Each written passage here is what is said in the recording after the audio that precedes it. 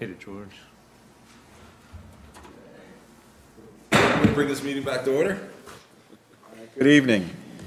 Welcome to the Queen Anne's County Commissioners meeting. This is a public meeting that is being aired live on our local cable television station, QACTV 7. These media broadcasts provide county citizens an opportunity to watch and review our scheduled public sessions. In addition to our live audience this evening, we are providing remote options for citizens to watch and participate in county commissioner meetings. Citizens may watch our meeting live on our website at qac.org/live or our television channel, Breezeline Channel 7 and PEG 01. Citizens may also participate by joining the live Zoom meeting by going to qac.org/public comment. Citizens may also email comments to publiccomment@qac.org. All comments received will be summarized during the press and public comment period on this evening's agenda. We acknowledge everyone's participation, and by attending, you acknowledge that this session is both recorded and aired. Press and public comment will be taken and is limited to 3 minutes per person. If you do care to speak, please sign up at the information table in our lobby. Comments longer than 3 minutes can be submitted in writing for the Commissioner's review. We will now stand and be led in the Pledge of Allegiance by Commission President Jim Moran. I pledge allegiance to the flag of the United States of America and to the republic for which it stands, one nation, under God, indivisible, with liberty and justice for all.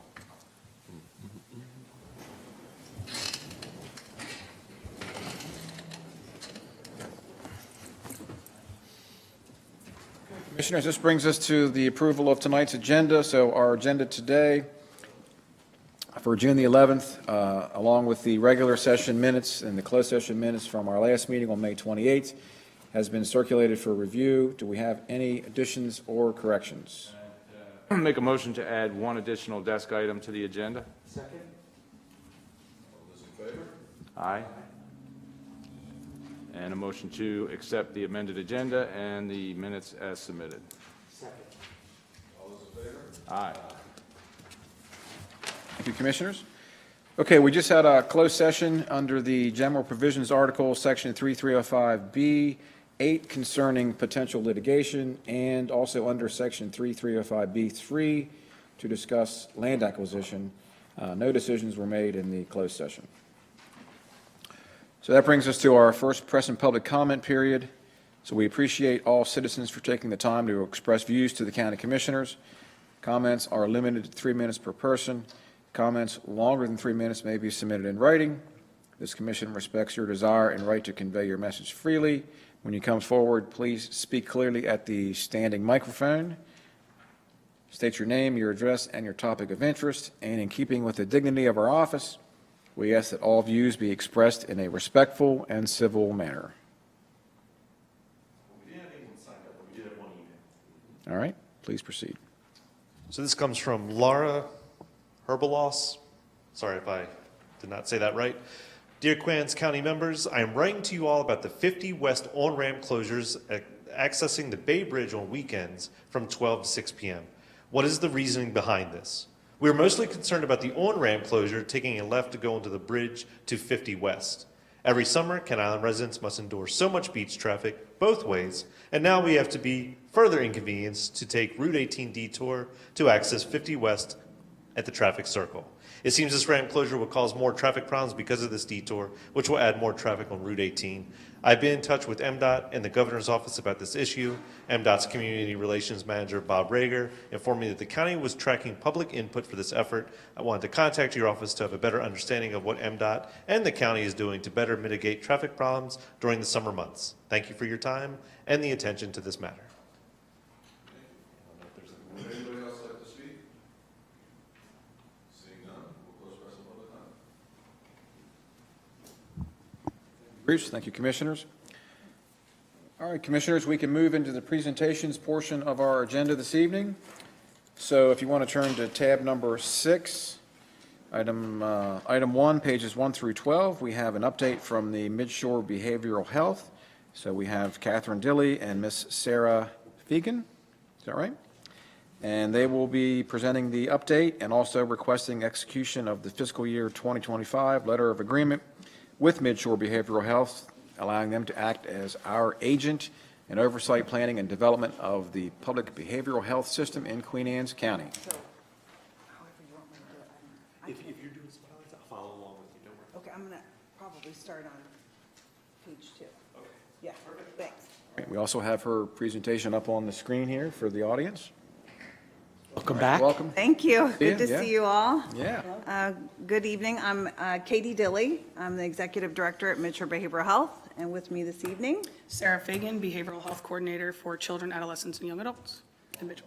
so as you mentioned, we are here, this is our annual update and presentation, and of course, our hope is to also have your endorsement through our letter of agreement to continue to serve as your core service agency representing Queen Anne's County. Mitchell Behavioral Health just celebrated our 32nd anniversary of serving the Midshore community back on June 8th. We were incorporated back in 1992, so this is a standard practice to annually come and give an update and just highlight anything new and different happening in the Midshore region, and specifically Queen Anne's County, and also offer the opportunity for any questions or concerns that you all may have to share to us that we can take back and incorporate into our work serving the community. So we have presented just a comprehensive overview of a lot of highlights from the past year and some things that we're looking forward to. We're only going to pull out just a few things to touch on because we'd be here for a long time talking about it all. But certainly if there's anything that stands out that we don't mention, feel free to just ask a question when we're done. So as we've discussed in several years past, ever since 2020, we have been doing our formal community behavioral health planning for the needs of the Midshore region in collaboration with all 5 health departments. So that is a collective planning process, needs assessment process. And I know that Edwin Gibbs represents your local addictions authority, and certainly Dr. Ciatola. We work closely with both of them to execute our annual planning. This is really all in an effort to, at some point, represent a more incorporated and integrated structure as an organization at Midshore to serve the region as the integrated local behavioral health authority, which we are actually initiating the first of 5 counties to formally integrate, which is Kent County, as of July 1. We'll be serving in a role as a formal local behavioral health authority for that county as a pilot. We'll see how that goes. So we're looking forward to that opportunity. A big system development, I know I've been sharing this year over year with you all, is just the work that we do to support our Eastern Shore Crisis Response System. So Midshore Behavioral Health has the pleasure of governing the grant dollars that serve crisis services and make them a reality here, actually for 8 of the 9 counties on the Eastern Shore. One of the big services that's provided through that vendor, which is affiliated Sante Group, is the mobile crisis teams that are available 24/7 to respond to a crisis or a need. That service, as of May 27th, has officially been adopted into the COMAR registry as a service that will be billable through Medicaid. So it's moving into the fee-for-service structure. I want to make it clear that that doesn't mean that anybody that needs mobile crisis services is going to receive a bill in the mail if you happen to be a consumer of that service. It's just that for those individuals that do reside in our community that have Medicaid benefits, those individuals served through mobile crisis will be billed through their Medicaid benefit. Those of us that do not fall into that insurance provider will be covered by the state as just an individual that receives services. So it's a new development. We've been working to advocate for some sustained grant dollars because in a rural community, having something like that service move completely into a reimbursable model is a very high-risk financial situation because we just don't have the volume to break even with what grant dollars are currently covering for that service. So I know one of our roles that we have served in different capacities for other services is certainly to be an advocate, and we are making sure that we advocate for the sustainability of our mobile crisis services because they're just so vital to serve the community. And certainly, you all have been a wonderful group. If we ever need to tap into getting you more involved, to use your voice and your space and capacity with your role serving the county, we've asked for some support before, and we may need that because the budget climate could be very different this time next year. So we might be needing some support there to keep this service that's so vital funded. We have just submitted another installment of the state opioid response grant. That's a federally funded grant that the state receives but is locally managed for several services that serve the region. One of the services that has been just absolutely critical is the 12 crisis beds up at the A.F. Whitsitt Center that serves individuals that are presenting with immediate need for opiate treatment or stimulant treatment. So they're grant covered. So that's up to 4 days of full grant covered stay with the plan usually to transition them into a residential level of treatment. But that's a service that we're continuing to apply for through those dollars. We also have our Safe Station initiative, which we currently have a Caroline County Safe Station, a Wicomico County, and a Worcester County. We are including a Talbot County site as a formally funded location in this round of the grant. We have multiple recovery houses that will be served and funded through the SOAR grant. We've added 2 different providers in this application, so we're hopeful that that gets approved as well. I know we've worked for a long time to try to get recovery homes more established here in Queen Anne's County, which has been a little bit of a challenge, but it's definitely something that Edwin Gibbs and I have been working on to try to get a vendor in to really get established here in the county, because currently we don't have an active vendor in the recovery housing space. We also have our Adolescent Clubhouse initiative, which is serves the whole region. Their main site is based out of Chestertown. The vendor is Menary's Dream Alliance, and they also will be included in this next round of the grant. A really nice new partnership that has been established this year is through our relationship with Channel Marker. We have established a Midshore Suicide Coalition.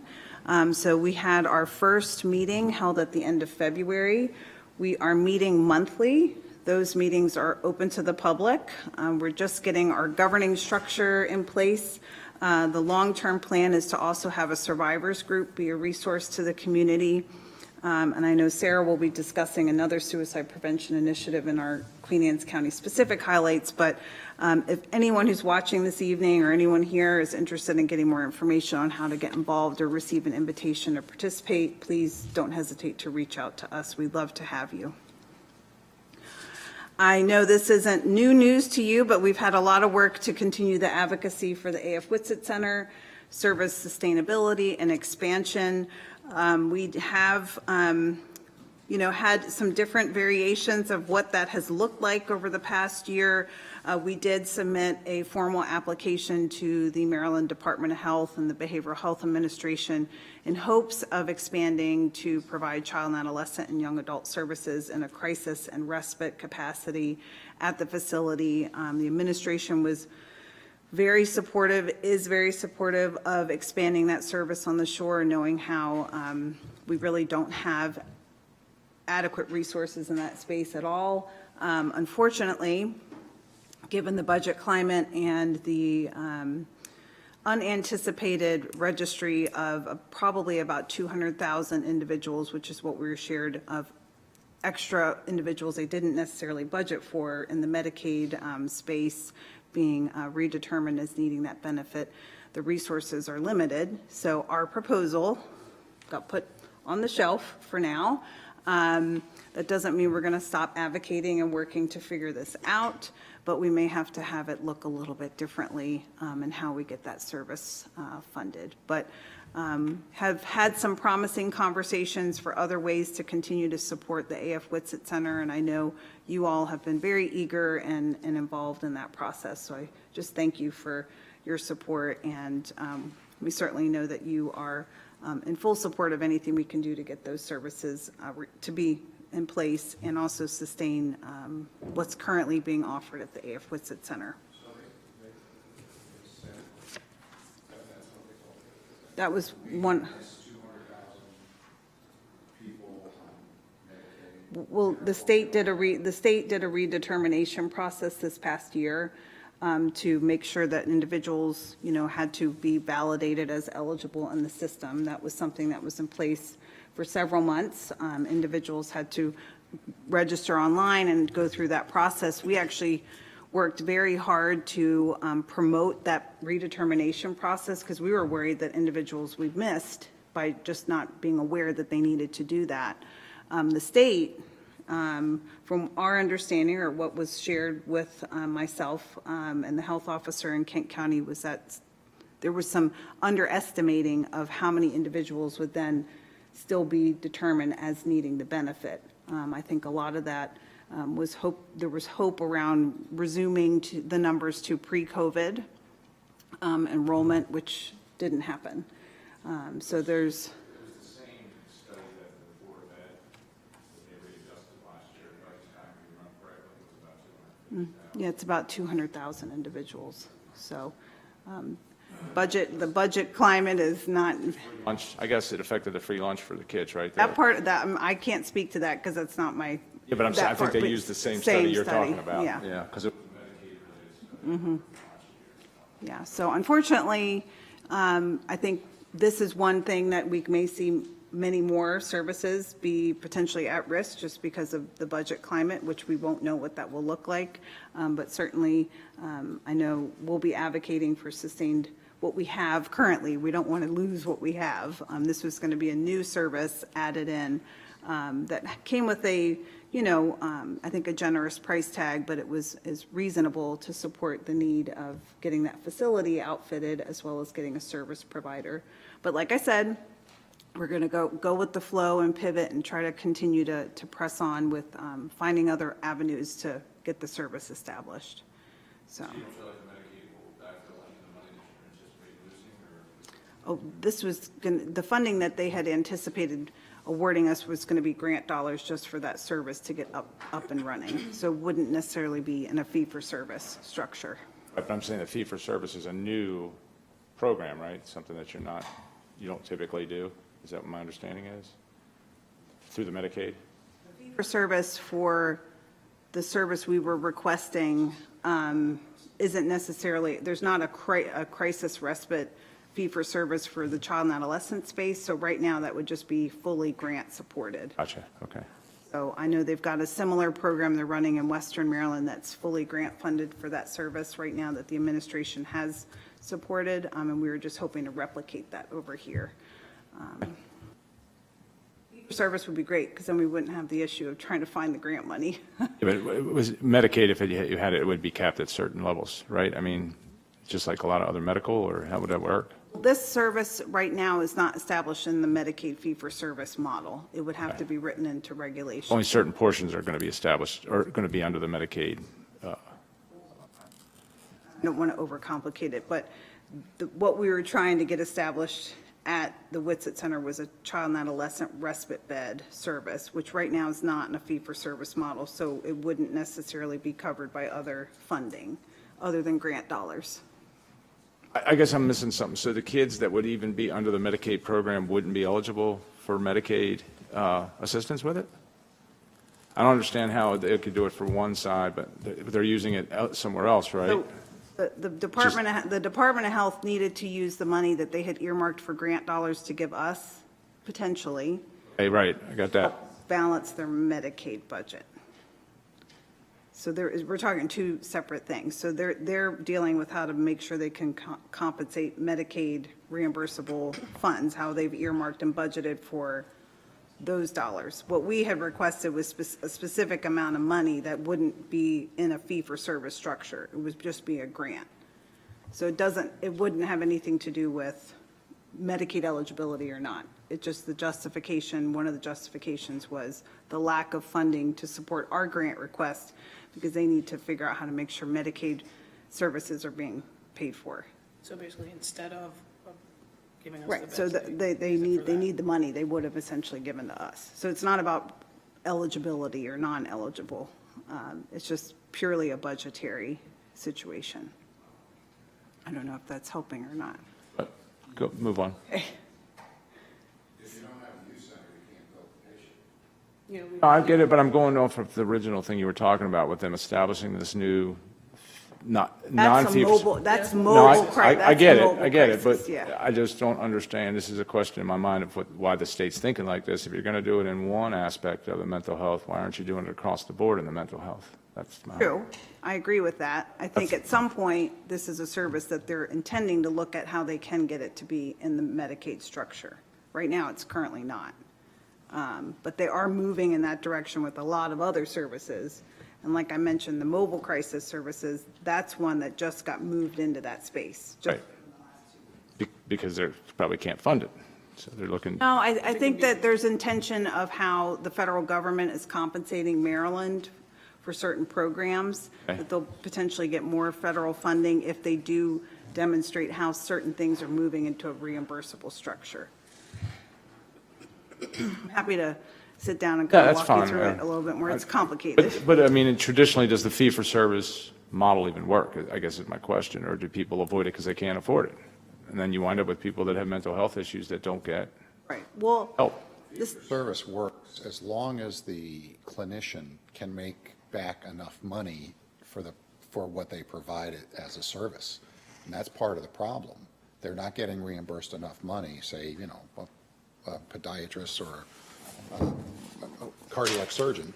If they're not getting back enough money, they stop giving the service, and that's the problem with fee-for-service. and I will say, just to compliment the state, an individual that doesn't have insurance, there's avenues that, through our organization, we approve their uninsured eligibility to receive services.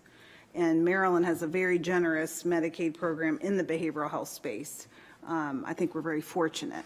So we have a lot of services that are baked into that benefit program that are covered, that some of us in private insurance spaces couldn't benefit from, that we wouldn't be eligible to use. There's actually more availability of services in the public behavioral health space that are reimbursed than in a lot of private insured situations. So Maryland definitely prioritizes finding ways to support all individuals if there is a need for behavioral health services. But it does get complicated when certain things work really well, grant funded, when they change over. Because there's always, like I said earlier, with our mobile crisis teams, we're worried there may not be enough encounters to break even with what they're currently getting paid for with their grant dollars. So that's where we're coming in to do the advocacy for some braided funding and sustainability. Sorry if I confused the discussion around how we ended up not getting that additional money for the Witsit Center, for the Carter Center expansion. But like I said, I'm happy to talk a little bit more about that offline if you want. Sure. This year, we had the pleasure of hosting our Beyond Inclusion Conference, our first ever. That was held up at Menary's Dream Alliance, and that's something that came out of work that we've done in the anti-racist space as well as equity space with our provider network, and we hope to be able to provide that conference again next year. It was very well attended. A new activity that we'll be working, and we're supported through our partnership with the Queen Anne's County Public Schools, is to serve as your pilot hub for overseeing the new consortium for coordinated community support funding, which is money coming down out of the blueprint earmarked just for behavioral health services coming into schools. So we will represent sort of the oversight entity for that activity in partnership with the school system as well as your local management board. So we've been working on that project for well over a year and just officially became a pilot hub in April. So that's going to be hopefully a multi-year project as long as we have the resources to support it. Let's see. I think for my highlights, that's all I'm going to share because Sarah has quite a few she wants to touch on in the time that we have. So thank you. All right. So the first thing I'm going to talk about is a training that we had in the spring. Midshore Behavioral Health received a grant to have a child and adolescent conference. It was a 3-day conference. Charlie Applestein was the trainer. His training is no such thing as a bad kid. So he did that 1-day training, and then he did a 2-day train the trainer, which just helped implement, everything that he taught on how the attendees could implement that in their everyday work. And that was in Oxford, and it was free, and attendees received CEUs. Anybody from any county could go to that one. That one was not Queen Anne's County specific. This is also not Queen Anne's County specific, but Midshore received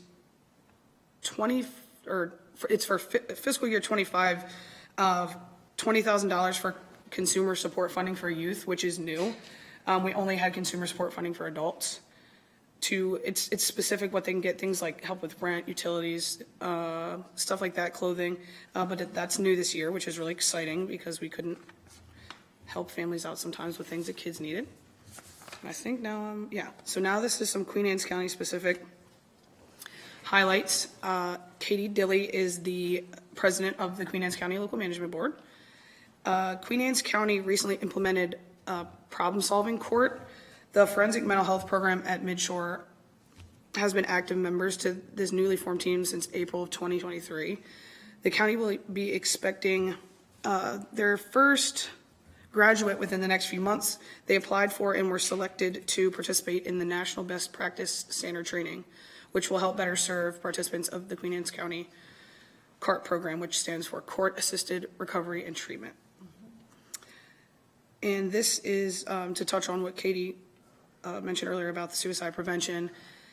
Midshore Behavioral Health, in partnership with the Office of Suicide Prevention, has launched an initiative aimed in promoting secure firearm storage and suicide prevention.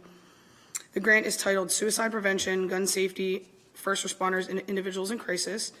This has allowed Midshore Behavioral Health to hand out over 1,200 gun locks to the Midshore area. On May 10th, the harm reduction team was able to deliver 160 gun locks to Queen Anne's County Sheriff's Office. And to date, we have distributed over 100 through our partnership with the Queen Anne's County Libraries. And also that program distributes information on like suicide prevention, warning signs of suicide behavior, local resources, just some education around it. And then I have some numbers I'm going to share. So behavioral health consumers that were served in fiscal year 23 for Queen Anne's County was 1,519. And for substance use, that was for mental health. And then for substance use, it was 708. Those are individuals being served in the public behavioral health. Public behavioral health space. And that's all we have. Oh, and I forgot to mention, we have continued to be the administrator and the host for the Bay Bridge Partnership, which I know we mentioned in the last couple of years, and that's still convening, and it's actually grown. Our group welcomed the crisis response providers that responded to most recent, the bridge incident in Baltimore. We have welcomed those crisis providers to kind of share from that experience of the Key Bridge collapse, and helped learn from us on how we figured out how to support families that are impacted by individuals that have had incidents on the Bay Bridge. How do we help be a peer support to supporting families that are impacted in other parts of the state through this most recent incident? So they've become a part of our Bay Bridge Partnership as members, those crisis response leaders. So that's been a nice development and a way to sort of broaden our reach and help be a part of that recovery process. Do we need a motion for this? I move to execute the fiscal year 2025 letter of agreement with Midshore Behavioral Health Incorporated, allowing them to act as our agent in oversight, planning, and development of the public behavioral health system in Queen Anne's County. We have a motion and a second. Any discussion? Seeing none, all those in favor signify by saying aye. Aye. Opposed? So moved. Thank you very much. Thank you.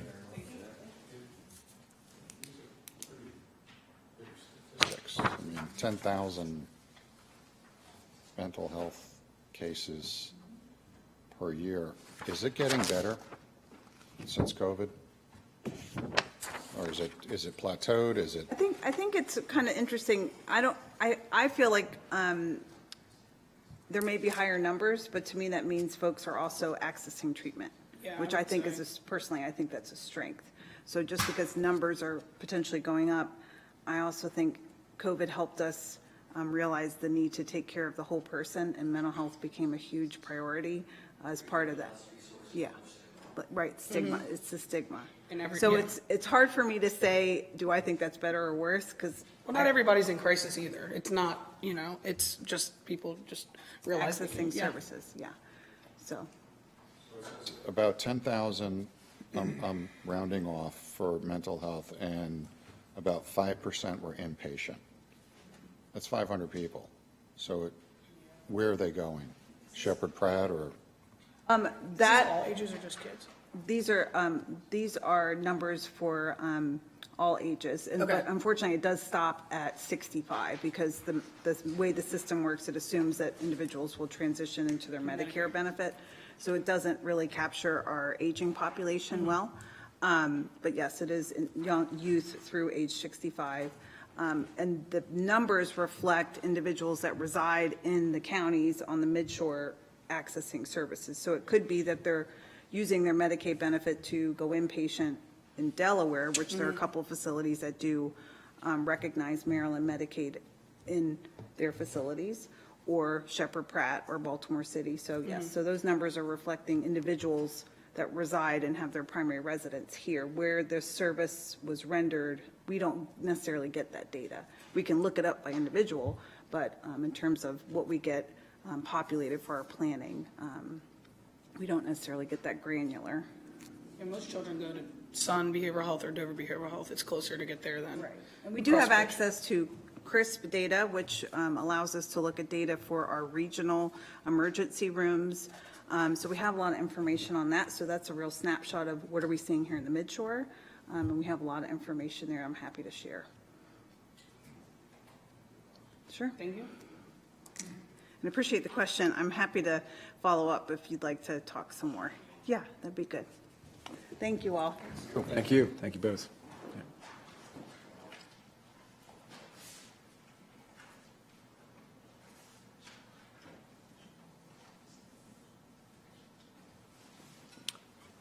All right, Commissioners, our next presentation is item 2 on pages 13 through 45. This is Resolution 24-04, the adoption of the FY 2025 budget. We have Mr. Jeff Rank, our Director of Budget and Finance. Jeffrey? First, thank you all for your time, effort, and guidance while we prepared the fiscal 25 budget these past 6 months. The total balanced operating budget for FY 25 is $191,173,501, which is a 4.1% increase over the current year. We are keeping all tax rates the same as prior year, which is 83 cents per hundred of assessed value for real property and 3.2% of state taxable income. Both revenue sources make up 88% of all county revenues. The total 6-year capital plan totals $331.1 million, of which the FY25 amount to be approved tonight is $45.4 million. The only material change to the Commissioner's proposed budget dated May 1st is the additional $1.2 million added to the Board of Education allocation. The increase was balanced out by a reduction in pay-go to capital projects. The reduction in pay-go in the capital budget was balanced with an increase in use of capital fund balance.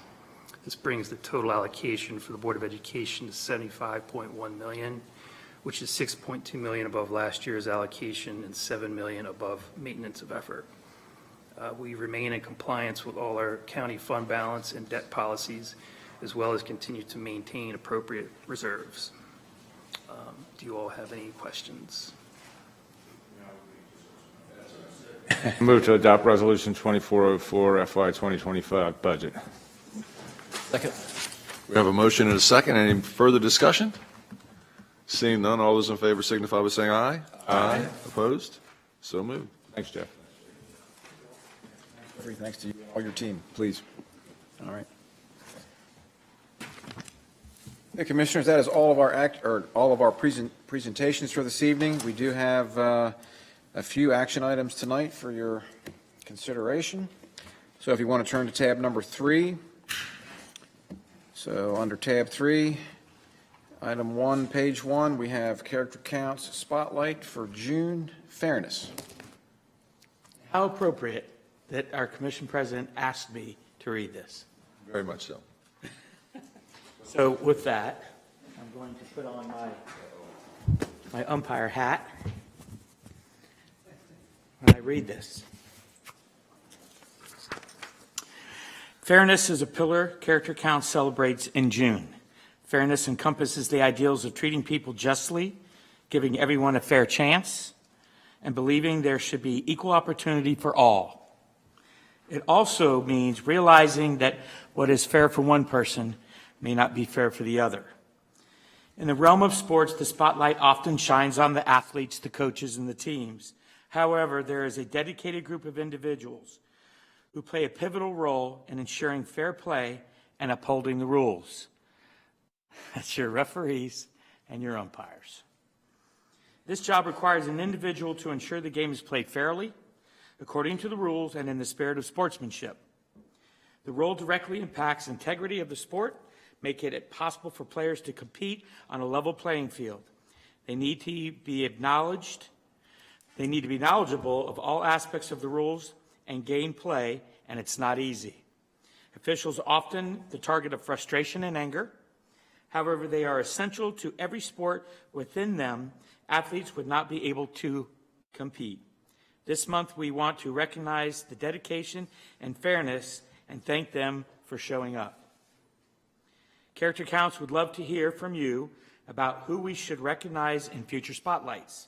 If you are aware of businesses, nonprofits, or individuals in the county exemplifying one or all of the 6 pillars of character, be sure to nominate them, and you can do that at www.peopleofcharacter.org.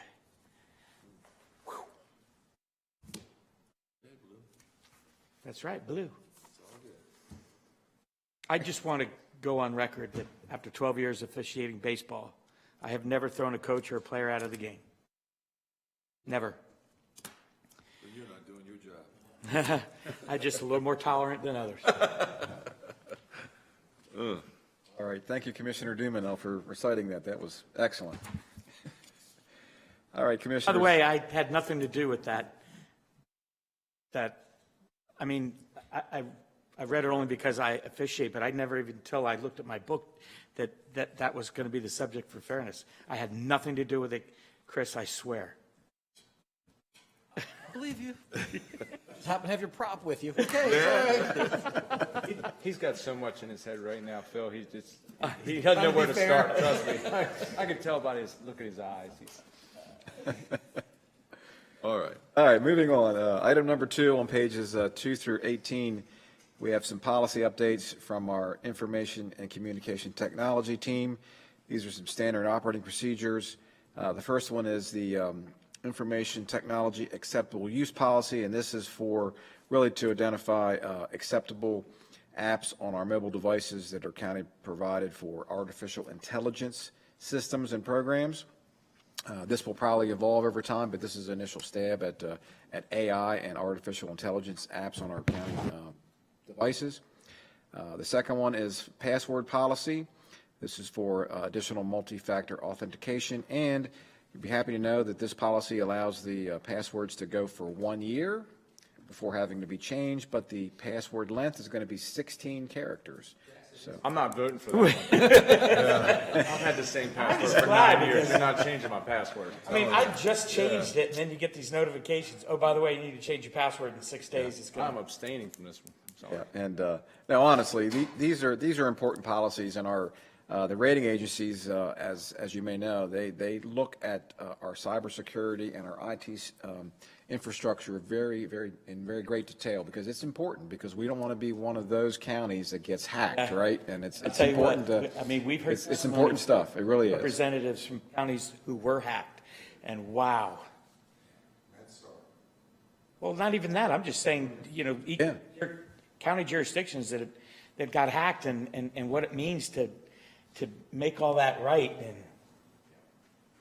And then the last policy is the help desk communication policy. And this is a new policy that's been proposed to help support the ticket system, IT support, 24-hour support. It puts both the user and our IT folks in a position where we have to respond in a certain period of time for help desk and for needs that we all have with our devices that we use every day now. And there's more and more devices that we all have, telephones, computers, laptops, and they're essential to our day-to-day activities.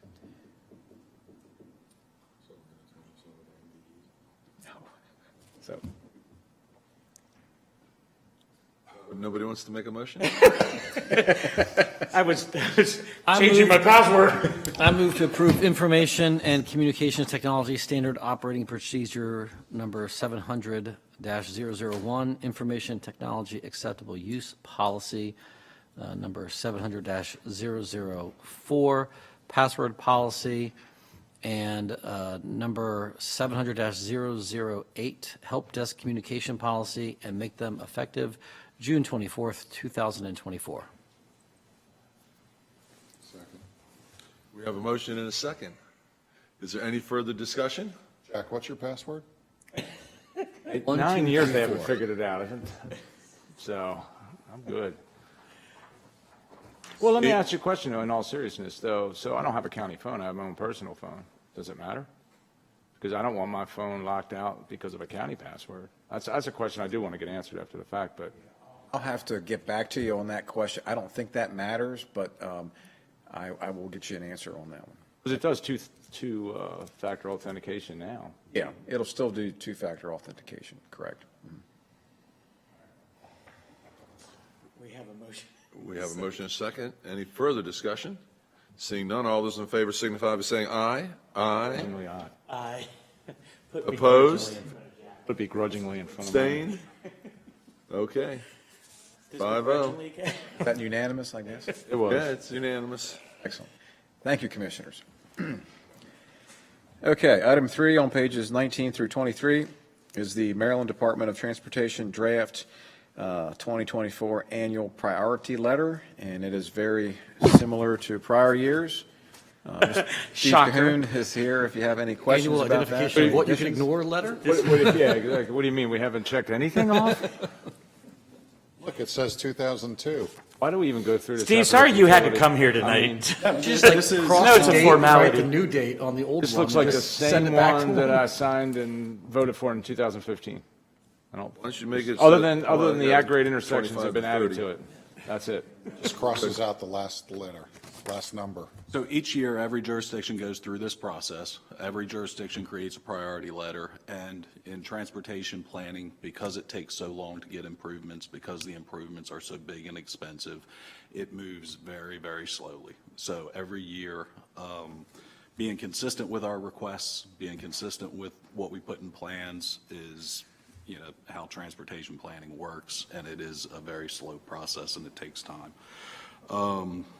We have, one of our top priorities is adding capacity at the Chesapeake Bay Bridge, making sure that NEPA process continues to move forward, and I'm happy to report that is moving forward, continues to move forward, and the state is going to continue through with that process. One of the other items on our priority letter is Maryland 18 road improvements, and State Highway did initiate a study on Maryland 18 of planning and environmental linkages. So it's far from construction, but the planning study is the first step to move us towards any type of construction or improvements on 18. That is in the process, but it still will take some time to get to any type of improvements for widening or other things. So our priority letter continues to be the same. Continue to watch the NEPA process, comment on the NEPA process, and expedite, to the extent possible, any new capacity crossing the bay to alleviate congestion on Kent Island. Construct improvements on Maryland 18 to help in circulation and improve local traffic. Support efforts to expand our bike and pedestrian network, including a pedestrian overpass to connect the Cross Island Trail with the South Island Trail. We have not done a federal grant for that. We have inserted it into several planning documents recently. It's in the long-range transportation plan for the Baltimore region as one of the top 10 bike and ped improvements. So we were successful in doing that. And then it was also included in the bike and ped master plan. So we're inserting it into the planning documents so that we can support our grant requests when we can make them. On the US 50 corridor, construct the 50 and Maryland 213 interchange. Construct at-grade intersection improvements along the 301 corridor. That's been a long-standing request, as you've mentioned. Continue to support our local transit efforts and regional coordination. So very similar to past years, as was mentioned.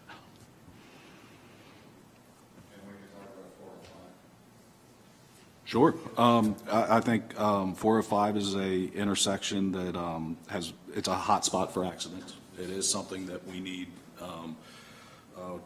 we can contact State Highway to see what they've looked at the 405 intersection, what improvements they would recommend, and then try to work with. Talk to Jack about it. He's working.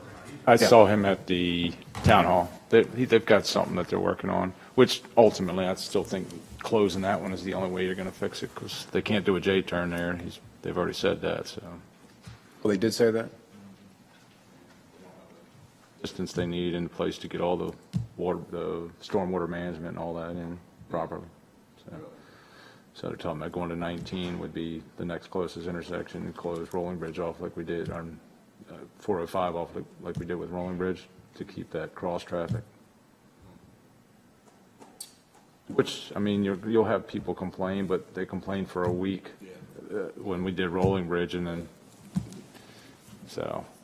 But it'll say, I'm telling you, living there and going across that road pretty consistently, the uptick in traffic since the Key Bridge accident especially, and tractor trailers and the number coming down there I'd like to see what the counters say right now, because I'm pretty sure it's pretty substantial.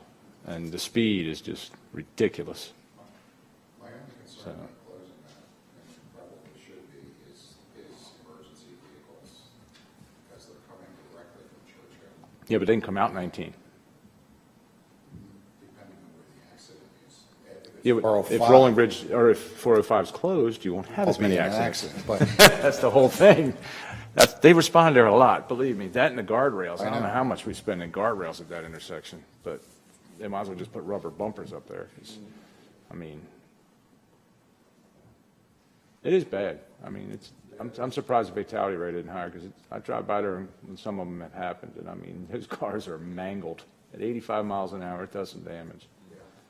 So, but we know we're not going to get any. So they have no money. it would be the least expensive project we're asking for, except for the bridge. Let me get in touch with them, see if they have recommendations, what their current line of thinking is, and I can report back to the commissioners. Yeah, we can certainly expand that section of the priority letter and highlight that one specifically and say we feel that one should be the first one to address. There is a section here for at-grade crossings, so. Yeah, because I think the stats bear that one out. I don't know that the accidents. For us? Yeah, I don't know that the stats bear it out at the other ones, but at 405 they definitely 405, do. yeah. And you know, we had an instance, and now I can talk about it because it's passed, but we had an instance where we had every ambulance in the county at that intersection when we had that big van accident up there, and 2 of the state medevacs. So. I'm from Delaware too, right? Delaware, yeah. So I mean, it is. Okay, we'll adjust that letter to specifically make that request, and I'll get a revised letter to the commissioners for signature. I move to execute the Maryland Department of Transportation 2024 priority letter. Got a motion and a second. Any further discussion? Seeing none, all those in favor signify by saying aye. Aye. Opposed? So moved. Okay, Commissioners, item 4. This Chris, one's you're on reading your the desk. turtle This one. is Hold on. Proclamation We 2426. voted you the turtle guy. Let me find my turtle hat to put on. You know, Hey, you know, I have a Terps hat. If I didn't know that I needed a prop, I'd have brought If it you had for told me we were wearing props, I would have brought a turtle hat. I would have done it, and you know I would have done it. And your turtle bowl. I would have done it. I can't believe you're standing for this behavior. He's sitting for it. Turtle soup. Okay. Game now. Proclamation 24-26.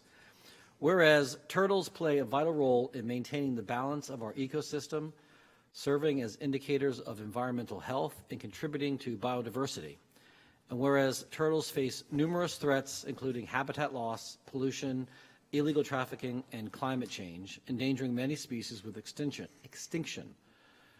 Whereas the Chesapeake Tidewater region is home to a number of aquatic, semi-aquatic, and terrestrial turtles, and whereas Queen Anne's County is home to 11 of Maryland's 19 turtle species, and whereas sea turtle species that are found in Maryland are protected by the Endangered Species Act, whereas the waters and woodlands of Queen Anne's County provide important and necessary habitat for turtle survival and reproduction. Whereas it is our collective responsibility to raise awareness and take action to protect turtles and their habitats for future generations. And whereas Turtle Awareness Month presents an opportunity to educate communities and the importance of conservation efforts and to promote respect and empathy towards these remarkable creatures. Now therefore, we, the County Commissioners of Queen Anne's County, proclaim May and June as Turtle Awareness Months. We encourage all citizens to join in efforts to conserve turtles, preserve their habitats, and support initiatives aimed at ensuring their survival by assisting turtles crossing roadways if the assistance can be done safely, to not disturb nesting turtles or any turtles laying eggs, and to protect and promote turtle habitat wherever possible, and to not remove or transport turtles to different regions. Signed by the County Commissioners. And I know a lot of people have seen lots of turtles crossing the roads recently, and a lot of people rescuing them to get them across. They do need your help, but be careful because some of them will bite back. So you got to be careful with that. But it's also important. And some of the turtles, it's illegal to cross some state lines with them. Did you know that? Yeah, some of the protected species. So, and I think it's really cool that we have 11 of the 19 species are here in Queen Anne's County. So it's an important thing, especially since we have Terrapin Beach named after turtles. Caribbean, the leatherbacks are like a $2,500 fine to even touch one. Yeah. Those people down there will run away from them because of, you could be arrested for touching it. Not Phil. Just trying Hat on, so you're out of here. I'm just trying to be fair. That's right. There I had it a is. snapping turtle on my front lawn. I'm not exaggerating. It was this big. Or that's not. And it was just walking, and I wasn't about to touch it, but it was going to the I got one that lives, Wye River. got one that lives in the ravine behind my house. I mean, he settles down inside the mud, and he's got to be that big. Huge. It's crazy. He hisses at me sometimes when I go to cut the grass. The turtle or your what? Just You really opened yourself up for that. It's just wide open. remain silent for the remainder of the meeting. Segued that one perfectly. All right, thank you, Commissioner Corcorino. And for we that, have, actually, reading we're that. going to, that's the proclamation. I want to hand that over. I'm going to hand this over to Jay. You're here. We're going to give you the proclamation for Queen Anne's Conservation for raising the issue of awareness for us. Thank you very much. Thank you. Can I say a word just real quick? Absolutely. Absolutely. Please do. Have a seat. Have a seat. So I recognize it's kind of difficult to read through that proclamation without cracking a smile. I get it. But the reality is it really is an important issue, especially here where we live, because Queen Anne's County, we are a liquid landscape and we're surrounded by water. And those waters hold turtles and lots of them. And so what happens every spring, May and June, we've all seen it. We drive down the road, turtles are trying to get across because they're trying to get to higher ground to lay eggs. And so according to DNR, the amount of successful turtle eggs that hatch is about 10%. So as a result, as a species, all turtles are starting to decline through a variety of reasons, climate change, habitat loss, and so on. And so when Chris read that part that we all do have, or should have, at least a little bit of responsibility in trying to help, I appreciate the fact that you brought this forward. So on the snapper turtles, I will say just one thing. If you come across a snapper turtle, that's the big one, and they're the ones that can be the most dangerous. All the other turtle species that you find, you can lift them up and carry them across the road, and you don't have too much to worry about. Snappers, however, are different. They've got big claws. They do snap. There are ways to handle them, but you have to be careful. Never pick up a snapping turtle by the tail. You do skeletal damage to them that way. And there are a bunch of videos online. So anyway, thank you very much for the opportunity. I appreciate you bringing forward the proclamation. And there are a lot of our citizens, based on what I've seen on Facebook and other places, there are a lot of our citizens that are committed to trying to save turtles. So The University of Maryland, Mighty Fighting Terrapins. it's one of our state mascots. So of all states, we should be doing it. And I will say this, Queen Anne's County is now the very first county in the whole state of Maryland that has put forward such a proclamation. So hopefully we're not the only one, and other counties will follow. So Some work, Seabeck, and it was in the springtime. Back where the boardwalk goes out to the beach. And it was turtle time. And I said, all right. And they said, you got to check it out. So I walked down there in the morning, and these turtles are coming out through the sand, coming up, right? And as fast as they were coming up, raccoons and every other predator was plucking them. Wow. And I said, we got to stop this. And they said, nope, it's nature selection. And I'm like, screw nature. This is, I don't know. I felt bad for the turtles. They just were an appetizer. Sitting ducks. Yeah, they were. They knew they were coming. They were just sitting there waiting for one to pop out and plunk. Yeah. Jay, I don't mean to make light of the turtle situation, but could we consider a proclamation for umpires 1 month? what? Umpires, a month for umpires? Or? I think as a commissioner, you have that prerogative to introduce it on your own, and we'll go for it. QAC is not taking up that. We're not fight helping you for umpires get across the road. It's Sorry, you not have an a lot. environmental issue. It's outside their charter. I'd say strike It's three. more of a health issue than an environmental issue.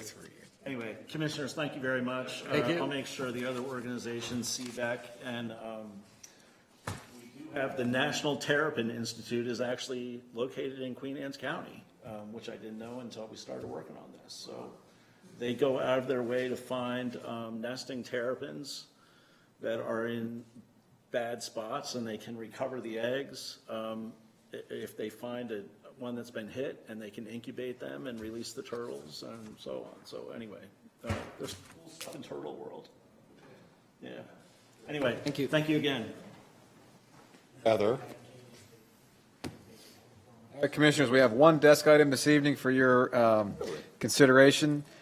We've been approached by Anne Arundel County's Department of Transportation. They are applying for a federal transit administration grant for electronic or low-emitting ferries to provide ferry service potentially from Anne Arundel County to Baltimore and Queen Anne's County. And Anne Arundel has graciously agreed to pay 100% of the match for the grant if they receive that. So if you have any questions, Heather has arranged this for us for this evening. Execute the letter of support for Anne Arundel County's application for funding through the FY 2024 Federal Transit Administration Ferry Pilot Program. So I was actually on the conference call with Heather and Todd and the representatives from this group. My impression, and I don't know where Heather and Todd fell on it, they have some work to do in terms of how it fits into Queen Anne's County, but I think the overall idea is there, and I mean, and they're not reinventing the wheel. They're using stuff that's tried and true in other areas, but they kind of looked at it, and correct me if I'm wrong, more of a transit mode from like Queen Anne's to say Annapolis or Baltimore, and I just don't know that we're the 7-day-a-week ferry people. I think the weekends will be jam-packed, but I just don't know that the other 5 days, we're going to be filling the ferry up going across the bay, and they said that they could work with that. The other issue, obviously, is our location. We're trying to put it on county property, but county property really probably isn't the best location, so there was a conversation. So far with the Chesapeake ferry feasibility study, which will be done in July and presented in August, we did have the consultants come out and look at different locations, and they looked at Mattapique and the Kent Narrows and felt like those locations were adequate. Yes, they would need some infrastructure, but not huge amounts. We haven't seen that in study. I mean, we're meeting weekly with them. So they did see potential, and there's also potential for private locations as well. This letter is supporting Anne Arundel County's application to purchase those ferries. If they are awarded, it would be several years out because, any kind of boats have to be built within the United States. There's a lot of work going on there to make that happen, but there's no capital outlay for Queen Anne's as far as this goes. And it's an exciting opportunity. I know there's a lot more work to be done on it, but there's no, I don't see any negatives to support their application. They came to us last minute. It's been a quick turnaround, and I apologize for not being able to get this to you till the last minute. And I did talk to them today, and at first they were unsure if they could make the timeline. They were asked by their county executive to apply, and I talked to them today, and they have it ready to go. They're waiting for the quotes on the boats, and they're going to submit on Friday. So at the last EMC meeting, I talked to Gavin and Stewart about it, and these are hydrofoils. Right. I mean, these are High swift boats. Yeah, and the crew is only one. It only holds, I think, 21 or 26 people. They were small ones they were looking at. Nah, they're talking about larger ones now.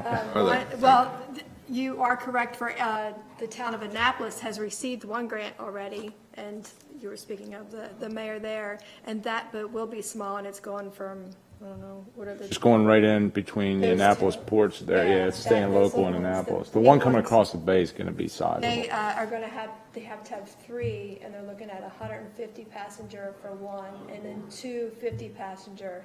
And they are also considering whether they could do electric versus hybrid and or good old fuel, because They were talking about, as an example, like a bus stop type, an air conditioned, they were talking about you need a little facility where people can sit in there and wait for the next ferry to come along, pick you up, take you to the next location, so. Yeah, no, there's definitely infrastructure needs. They went through a lot of them, parking and things like that, and they are putting within the grant and the scope of work, they are putting infrastructure funding in there. So should this be awarded, what the amount is, I don't know, but there is a portion allocated. I think, what am I thinking here? Transportation, like for us, coming into the Narrows in certain spots, that doesn't necessarily put you where you want to be, or Mattapique's even worse, but having like shuttles or whatever as part of the grant, so we wouldn't have to fund something along those lines. Yeah, I think, if they come in through the Narrows and they had Chestertown maybe as a destination, but other than that. Right now, it's just Baltimore, Side. yeah, right now it's just Baltimore, Annapolis, and us is all they're looking at, yeah. With Like this St. grant, Michael's in For this it's one, yeah. just Anne Arundel looking at it, the overall Chesapeake Ferry feasibility study, those routes have, and I'll make sure I get you that information, but those routes have been established, and we're on the, if it's all, feasible. Those routes include from Annapolis to Mattapique, and also from Annapolis and Baltimore over to the Kent Narrows, to St. Michael's, to Rock Hall. That's the big one though, right? And there's routes across the bay from, Somerset to St. Mary's, and Somerset to Calvert. So there's. This is the baby step. Yeah, this is the first step, and it's pretty cool if they are able to put it. Oh, yeah, no doubt. You have a motion in a second already? We don't have a motion. You do, I made it. And Chris seconded it. Patrick seconded it. We have a motion and a second. Any further discussion? We have some. Hour ago. Really? Okay. All those in favor? Aye. Opposed? There you go. Thank you, Heather. Thank you, Heather. Heather. All right, right, Commissioners, that's all we had for action items this evening, so we can go to press and public comment, if there's anybody else. Anyone like to speak? No? Okay. We'll close press and public comment, go into roundtable. And who wants to go first? Public comment? They said you were here, and after your umpiring thing, they took the wind out of it. Everybody turned us off. Here's our audience. That's all we got left. Hold on. You're first up, Bill. Phil, go ahead. All right, so Fairness, he should be, right? That's right. in fairness, so I had the opportunity to attend both high school graduations. And I have to tell you, and collectively, as commissioners, we've been attending them over the years, but there's some pretty amazing kids graduating from both high schools, and their commitments and dedication to the military branches of service, to the trades, their commitments to four-year schools, two-year schools, the service academies, just an amazing graduating class from both high schools, and it was an absolute pleasure to attend both those graduations. And the weather was cooperative, a little hot for Queen Anne's, but the weather cooled down a little bit for Kent Island.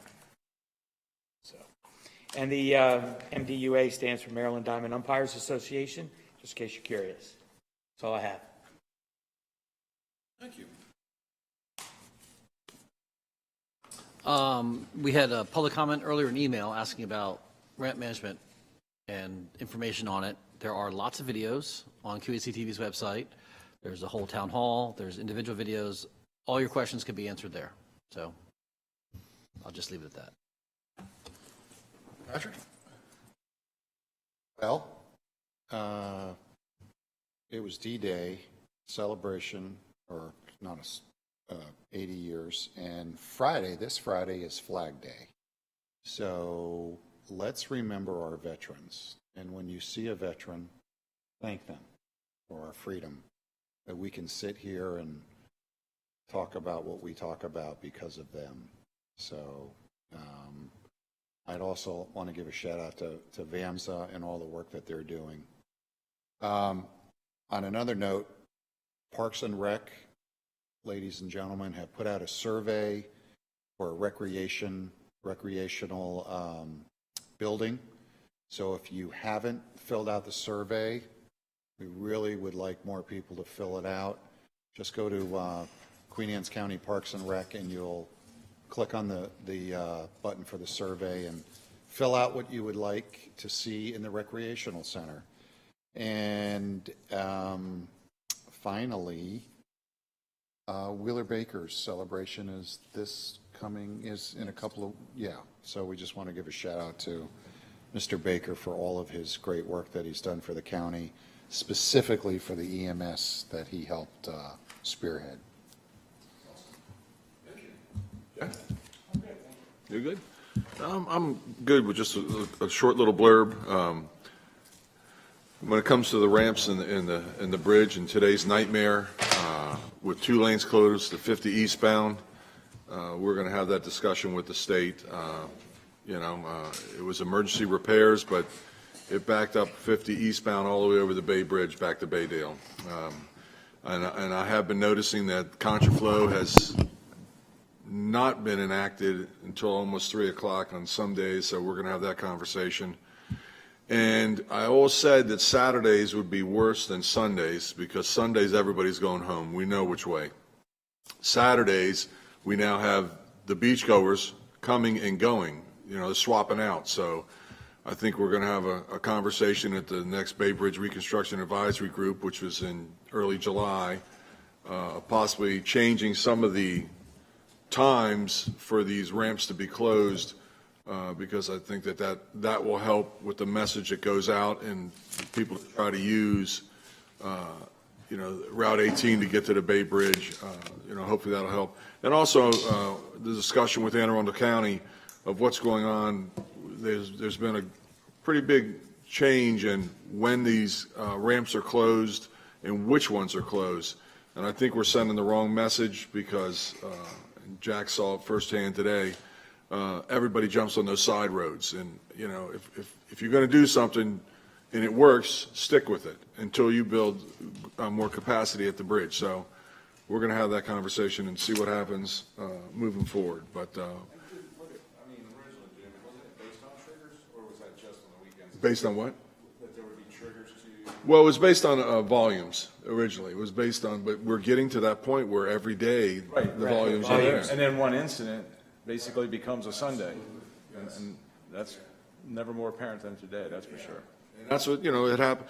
I mean, even with Saturdays, a lot of traffic. So what they're doing is, and that's where the conversation is going to come into play also, is they're giving the contraflow to whoever has, or the third lane, they're giving the third lane to whoever has the most volume. Well, if you're in contraflow and you're moving at 55 miles an hour, you're popping more cars through there, even though there was a lot of gaps. And what, MDT, as I said, is we don't like a lot of gaps on the westbound bridge eastbound, meaning when they're in contraflow, they don't want to see, a quarter mile of gaps between vehicles because people will forget and they'll try and get in the left lane, and they're concerned about that. And my point is, when you're backed up to 2 miles or 2.5 to Castle Marina and you've got that low volume, swap it out. So there's a lot of discussion. We spent a lot of money on gates and overhead, arrows and X's, and, you're supposed to be push a button, gates change, but that's not the case. They still use the cones. It's just, it's trying sometimes, but you got to keep plugging away at it. Otherwise, it'll be more days like today. It's a debacle. So, well, we're having a meeting tomorrow about that. So, where?